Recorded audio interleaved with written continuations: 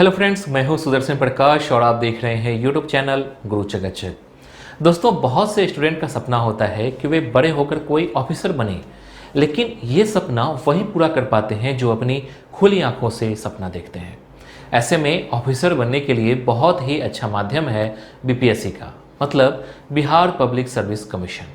इसे हिंदी में बिहार लोक सेवा आयोग कहते हैं। इसी के साथ आज का हमारा टॉपिक है बीपीएससी एग्ज़ाम कैसे क्रैक करें। दोस्तों, इस वीडियो में बीपीएससी एग्ज़ाम से रिलेटेड बहुत सी इन्फॉर्मेशन देने वाला हूं। उससे पहले समझ लेते हैं कि आखिर इस वीडियो में कौन कौन से पॉइंट्स पे चर्चा होगी। सबसे पहले बीपीएससी क्या है, क्वालिफिकेशन क्या चाहिए, एज लिमिट क्या है, फ़ी कितनी लगती है, इसका फॉर्म कब निकलता है, कितना अटैम्प्ट दे सकते हैं, एग्ज़ाम के कितने स्टेज होते हैं, सिलेबस क्या है, ज्वाइनिंग कहाँ मिलती है, सैलरी कितने मिलती है और एग्ज़ाम की तैयारी कैसे करें। तो दोस्तों, इन सभी पॉइंट्स को डिटेल से डिस्क्राइब करूँगा, तो बने रहिए हमारे साथ और वीडियो को लास्ट तक वॉच कीजिए। उससे पहले अगर आपने अभी तक इस चैनल को सब्सक्राइब नहीं किया है तो प्लीज़ कर लीजिए, साथ ही बेल आइकन पर प्रेस कर लीजिए ताकि नए वीडियो के नोटिफिकेशन सबसे पहले आपको मिल सके। तो चलिए शुरू करते हैं। सबसे पहले जानते हैं बीपीएससी क्या है। दोस्तों, बीपीएससी का फुल फॉर्म होता है बिहार पब्लिक सर्विस कमीशन। इसे हिंदी में बिहार लोक सेवा आयोग कहते हैं। यह एक आयोग है जो कि बिहार के ऑफिसर्स पोस्ट के लिए रिक्रूटमेंट निकालकर एग्ज़ाम कंडक्ट करवाती है, फाइनल सेलेक्टेड कैंडिडेट की लिस्ट जारी करती है और वहीं से फाइनल कैंडिडेट का फाइनल सिलेक्शन करती है। अब जानते हैं क्वालिफिकेशन क्या चाहिए। दोस्तों, बीपीएससी की फॉर्म भरने के लिए आपका ग्रेजुएशन पास होना जरूरी है। अगर आप ग्रेजुएशन पास हैं तो आप इसका फॉर्म भर सकते हैं। जो स्टूडेंट रिजल्ट का इंतज़ार कर रहे हैं वो भी इसका फॉर्म भर सकते हैं। यहाँ अपीयरिंग कैंडिडेट फॉर्म नहीं भर सकते हैं। यहाँ आपको एक बात ध्यान रखनी होगी कि online form apply last date तक मान्यता प्राप्त विश्वविद्यालय से ग्रेजुएशन पास होना कंपलसरी है। यहाँ आपको कन्फ्यूजन हो रहा होगा कि किस सब्जेक्ट से ग्रेजुएशन पास वाले कैंडिडेट फॉर्म अप्लाई कर सकते हैं। देखिए, अगर आपका graduation BA, BCom, BSc stream के किसी भी सब्जेक्ट से हो, आप फॉर्म अप्लाई कर सकते हैं। अगर आपने कोई भी वोकेशनल कोर्स किया हो और वो ग्रेजुएशन की डिग्री देती है तो आप इस फॉर्म को भरने के लिए एलिजिबल हैं। यहाँ तक तो क्लियर है। अगर आपको मेरी बात समझ आ रही है तो आप प्लीज़ इस वीडियो को लाइक जरूर कीजिए, साथ ही चैनल को सब्सक्राइब भी कर लीजिए। इसके बाद आता है एज लिमिट क्या है। दोस्तों, एज लिमिट की बात करूं तो बीपीएससी एग्जाम के लिए उम्र सीमा कैटेगरी वाइज निर्धारित की गई है। जनरल कैटेगरी के स्टूडेंट के लिए उम्र सीमा 20 से 37 वर्ष तक है। ओबीसी के स्टूडेंट को 3 वर्ष की छूट दी गई है, यानी ओबीसी के छात्र 20 से 40 वर्ष की उम्र तक इसका फॉर्म भर सकते हैं। वहीं एससी एसटी के स्टूडेंट को 5 वर्ष की छूट दी गई है, यानी 20 से 42 वर्ष की उम्र तक इसका फॉर्म भर सकते हैं। अब जानते हैं फ़ी कितनी लगती है।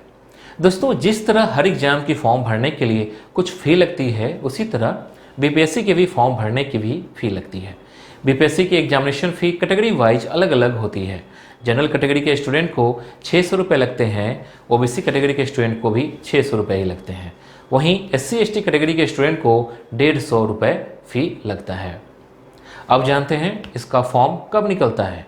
दोस्तों, बीपीएससी का फॉर्म साल में एक बार निकलता है और हर साल इसका नोटिफिकेशन जारी होता है।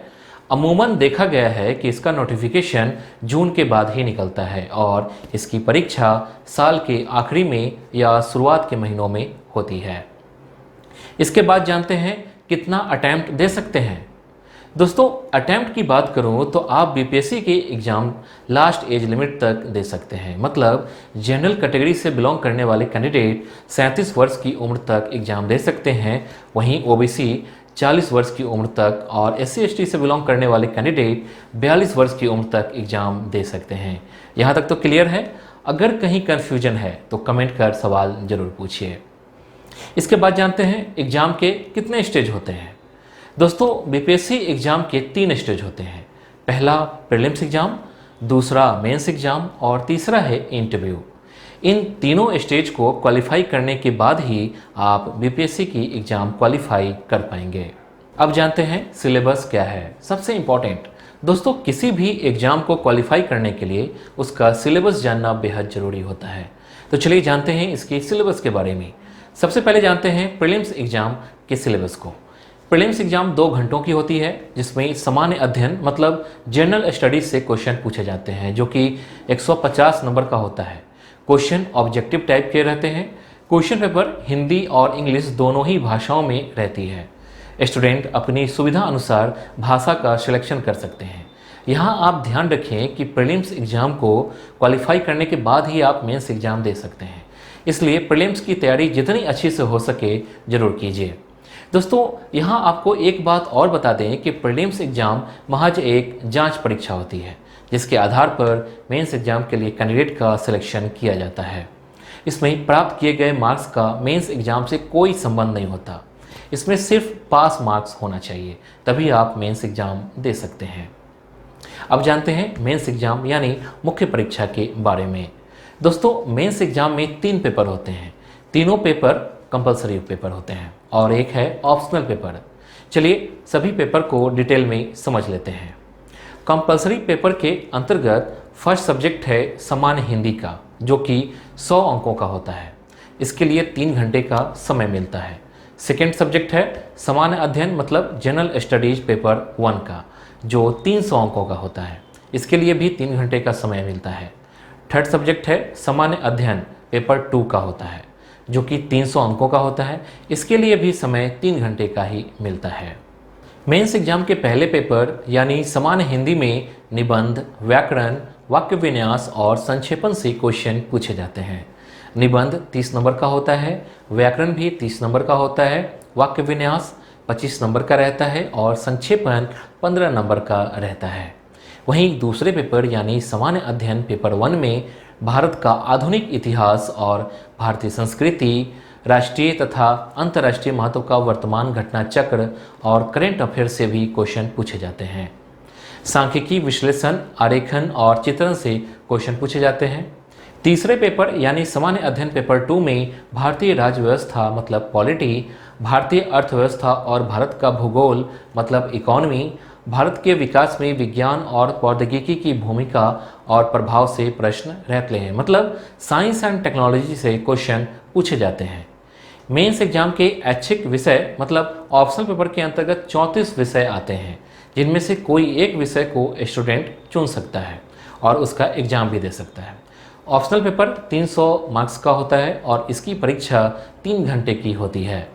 इसमें जो क्वेश्चन पूछे जाएंगे वो 2 पार्ट में पूछे जाएंगे, पार्ट 1 और पार्ट 2। अब जानते हैं एग्जाम के थर्ड स्टेज यानी इंटरव्यू के बारे में। दोस्तों जब आप प्रीलिम्स और मेंस एग्जाम क्वालिफाई कर लेते हैं तो आपको इंटरव्यू के लिए कॉल किया जाता है। इंटरव्यू में आपसे कई तरह के क्वेश्चन पूछे जाते हैं, जिनमें आपकी पर्सनैलिटी का आकलन भी किया जाता है। इंटरव्यू 120 नंबर का होता है। इंटरव्यू के बाद बीपीएससी स्टूडेंट को मिले अंकों के आधार पर मेरिट लिस्ट जारी करती है, जिसके बाद ज्वाइनिंग की प्रक्रिया शुरू हो जाती है। अब जानते हैं ज्वाइनिंग कहाँ मिलती है। दोस्तों बीपीएससी एक साथ कई पोस्ट के लिए रिक्रूटमेंट निकालती है, इसलिए इसमें क्वालिफाई होने वाले कैंडिडेट को उसके मेरिट लिस्ट से मिले रैंक के अनुसार डिपार्टमेंट और पोस्ट दी जाती है, जैसे डीएसपी, कमर्शियल टैक्स ऑफिसर, सब election officer, district audit officer, rural development officer, revenue officer, supply inspector, block SC and ST welfare officer etcetera. अब जानते हैं सैलरी कितने मिलती है। दोस्तों इसमें सैलरी रैंक के अनुसार मिलती है, उसमें टीए डीए के अनुसार सैलरी बनती है। दोस्तों जैसा कि मैंने पहले ही आपको बताया है कि बीपीएससी एक साथ कई डिपार्टमेंट और पोस्ट के लिए रिक्रूटमेंट निकालती है। ऐसे में हर पोस्ट की सैलरी स्ट्रक्चर भी अलग अलग होती है, इसलिए किसी एक पोस्ट की सैलरी बताने से अच्छा यह होगा कि आप इतना समझिए कि इस एग्ज़ाम में क्वालिफाई होने के बाद आपको अच्छी सैलरी मिलेगी और कई तरह की फैसिलिटी भी मिलेगी। फिर भी आपके मन में यह सवाल उठ रहा होगा कि आखिर कम से कम शुरुआती सैलरी कितनी मिलती होगी। तो आपको यह बता दें कि शुरुआती सैलरी 40,000 से ऊपर ही होती है, साथ में कई तरह की सुविधाएं अलग से मिलती है। अब जानते हैं सबसे लास्ट पॉइंट, एग्जाम की तैयारी कैसे करें। दोस्तों बीपीएससी एग्जाम की तैयारी करने के लिए सबसे पहले आपको इस एग्जाम के सिलेबस को अच्छे ढंग से समझना होगा। उसके बाद इसके बेसिक कॉन्सेप्ट को क्लियर करना होगा। स्टडी करने के लिए दिन और रात के टाइम टेबल बनाने होंगे। जब ढंग का टाइम टेबल नहीं होगा तब तक आप पढ़ाई भी सिस्टमेटिक ढंग से नहीं कर पाएंगे। दोस्तों, अगर आपको सही में बीपीएससी एग्ज़ाम क्रैक करना है तो आपको अभी से ही इसकी तैयारी में लग जाना चाहिए और मेरी शुभकामना है आपके साथ कि इस एग्ज़ाम को क्रैक कर पाएँ। तो दोस्तों, ये था बीपीएससी एग्ज़ाम कैसे क्रैक करें इसके बारे में। उम्मीद है कि ये वीडियो आपको समझ में आ गई होगी। वीडियो अच्छी लगी तो वीडियो को लाइक कीजिए और चैनल को सब्सक्राइब कीजिए। Thank you.